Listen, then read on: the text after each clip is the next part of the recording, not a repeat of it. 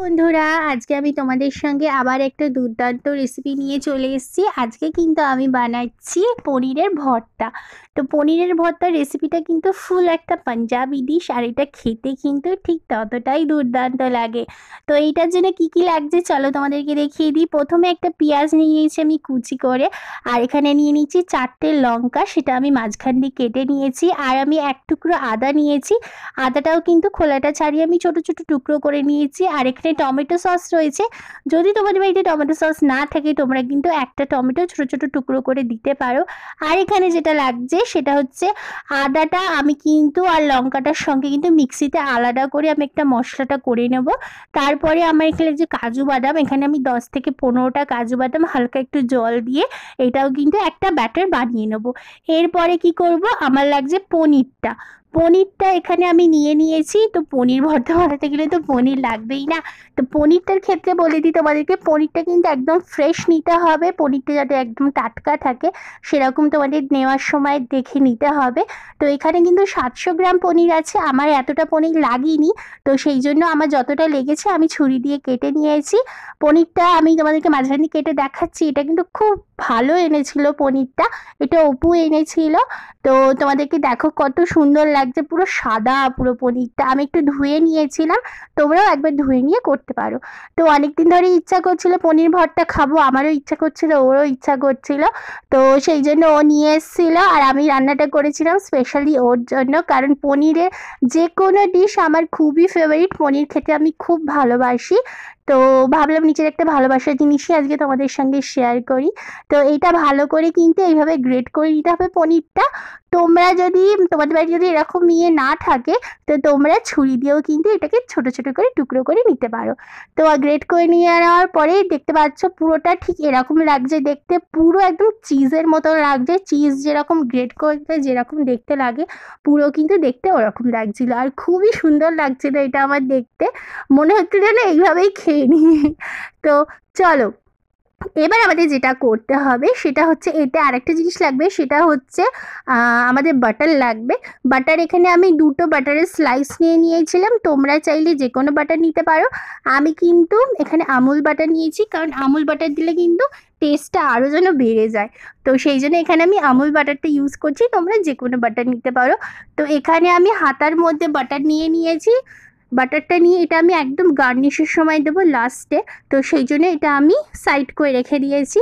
এবার আমার কি করতে হবে, কড়াই নিয়ে নিতে হবে। কড়াই নিয়ে এখানে আমি তেল দেবো, তেলটা গরম হতে দেবো। এখানে আমি সর্ষের তেল ব্যবহার করছি, তোমরাও কিন্তু সর্ষের তেলই দেবে, কারণ এই রান্নায় সাদা তেল দিলে অতটা স্বাদ আসে না। তো এবার যেটা আদার লঙ্কার যে পেস্টটা বানিয়েছিলাম সেটা এটা দিয়ে দিলাম। আরেকটা কথা বলছি বন্ধুরা, এই রান্নাটা এতটাই দারুণ লাগে খেতে যে তোমরা একবার খেলে বারবার বানাতে ইচ্ছা করবে। এটা রুটি, পরোটা, লুচি সব দিয়েই কিন্তু তোমরা এটা খেতে পারো। তো এবার পেঁয়াজটাও দিয়ে দিলাম, পেঁয়াজ কুচিটা। যারা তোমরা এটা নিরামিষের দিন বানাতে চাও তারা কিন্তু পেঁয়াজটা অ্যাভয়েড করতে পারো, পেঁয়াজ না দিয়ে তোমরা এটা বানাতে পারো, তাহলে কিন্তু এটা ফুল নিরামিষ রেসিপি হয়ে যাবে। তো পেঁয়াজটা ভালোভাবে এইভাবে ভেজে নেব আদার সাথে। গ্যাসটা কিন্তু একদম কমিয়ে রাখতে হবে, কারণ কিন্তু এটা হাই ফ্লেমে রান্না করা যাবে না। তো গ্যাসটা লো করেই কিন্তু তোমাদেরকে এইটা পুরোটা রান্না করতে হবে। তো একে একে আমি 2 চামচ চিনি, হালকা দিয়ে দিলাম জিরে গুঁড়ো, আর স্বাদ মতো নুন। তো আমি যতটুকু পরিমাণ বানাচ্ছি সেই আন্দাজে আমি আমার মশলাগুলো দিচ্ছি। তোমাদের যদি পনিরের পরিমাণটা বেশি হয় তো তোমরা সেই বুঝে কিন্তু মশলাগুলো দেবে। তারপরে এখানে আমি হালকা একটু জল দিয়ে দিচ্ছি, মিক্সি জারটা ধুয়ে যেটাতে মশলা করেছিলাম, না হলে নিচে লেগে যেতে পারে, সেই জন্য হালকা একটু জল দিয়ে আমি এবার মশলাটা কষে নেব। তো এইভাবে একটু কষে নেওয়ার পর দেখবে তেলটা ছেড়ে যাবে। তো তারই মাঝখানে আমি দিয়ে দেবো গরম মশলার গুঁড়ো। এখানে আমি 1/2 চামচ গরম মশলার গুঁড়ো দিয়েছি, দিয়ে একইভাবে আমি একটু নাড়াচাড়া করে নেব। 2-3 মিনিট এরকম নাড়াচাড়া করার পর দেখবে অনেকটাই কিন্তু তেল ছেড়ে যাবে। তো আর এটা পুরোটাই কিন্তু তোমাদেরকে আবারও বলছি, তোমরা একদম গ্যাস কমিয়েই করবে মশলাটা পুরোপুরি রান্নাটা শেষ হওয়া পর্যন্ত। তার মাঝখানে আমি এখানে 2 চামচ টমেটো সস দিয়ে দিচ্ছি। তোমরা টমেটো সস না থাকলে এই এই পজিশনেই তোমাদের কিন্তু দিতে হবে কুচি করা টমেটো। তো আমার কাছে টমেটো সস ছিল, সেই জন্য আমি টমেটো সসটাই ব্যবহার করছি। তো এইভাবে ভালো করে টমেটো সসটা দিয়ে নাড়াচাড়া করে নেব, কারণ সস দিলে এমনিই কিন্তু যে কোনো রান্না কিন্তু লেগে যায় নিচে। তো যেহেতু ওই জন্য আমি আগেই জল দিয়ে দিয়েছিলাম, সেই জন্য সমস্যা হয়নি। তো তারপরে যে পনিরটা আমি রেখেছিলাম সে পনিরটা এর মধ্যে দিয়ে দিলাম, পনিরটা দিয়ে ভালো করে এটা মিশিয়ে নেব। তো এখন দেখবে পুরোটাই কিন্তু খুব মানে পুরো রঙটা পুরো পরিবর্তন হয়ে যাবে পনিরটা মেশানোর পরে। তো এইভাবেই কিন্তু, আর আমার কিন্তু গ্যাস কমানোই আছে, আমি গ্যাস বাড়াইনি, ওইভাবেই কিন্তু পুরো পনিরটাকে আমি মিশিয়ে নেব। তো এইভাবে কিন্তু তোমাদেরকে খুন্তি মানে চালিয়েই যেতে হবে, না হলে কিন্তু নিচে লেগে যাবে। আর পুরো ড্রাই হয়ে গেছে এখন দেখতে পাচ্ছ তোমরা। তো এইভাবে আমি ভালো করে নাড়তে থাকবো। আর তারপরে আমি এখানে গরম জল নিয়েছি, গরম জলটা কিন্তু আমি এতে দিয়ে দেবো।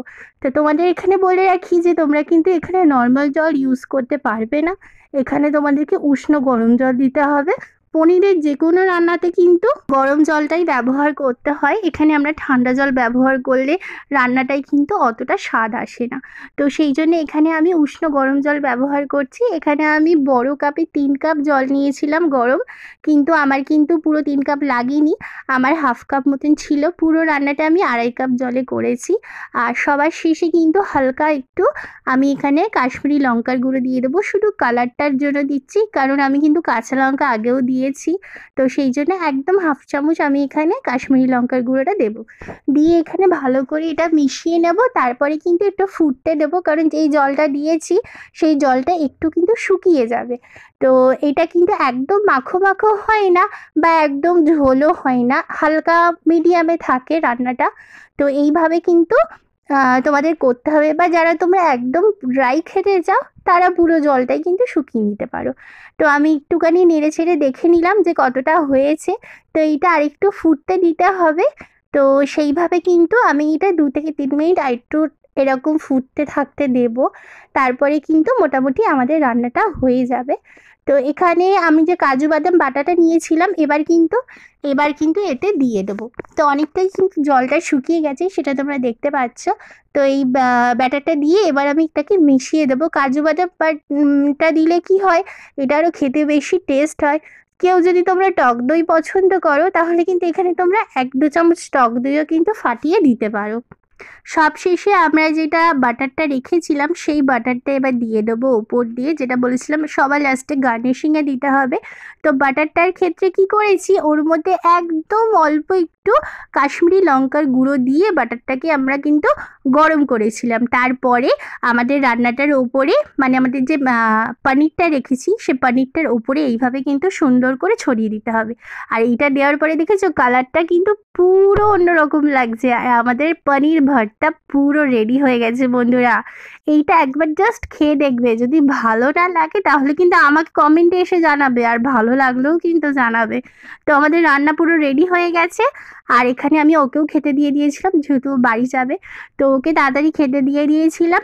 আর ওনার জন্যই কিন্তু আজকে স্পেশাল এটা আমি বানিয়েছিলাম। তো এখানে আমি তার সঙ্গে বালিশ পরোটা বানিয়েছিলাম বা ঢাকাই পরোটা যাই বলতে পারো, আর তার সঙ্গে ওকে দুটো ডিম পোচ করে দিয়েছিলাম। এখানে উনি বসে বসে খাচ্ছে, আর উনি তো কত যে প্রশংসা করছে যেটা কি বলবো, ওর খুবই ভালো লেগেছে খেয়ে। আর উনি নাকি এই খাবারটা পরের দিনও মিস করেছিল, আমাকে ফোনে বলছিল যে কালকে খুব সুন্দর তুমি পনির ভর্তাটা বানিয়েছিলে, ওর খুব ভালো লেগেছে। তো ওর জন্যই তো করা, ভালো লাগলে আমারও ভালো। তো এখানে ও সেটাই আমাকে বলছিল খুব সুন্দর হয়েছে।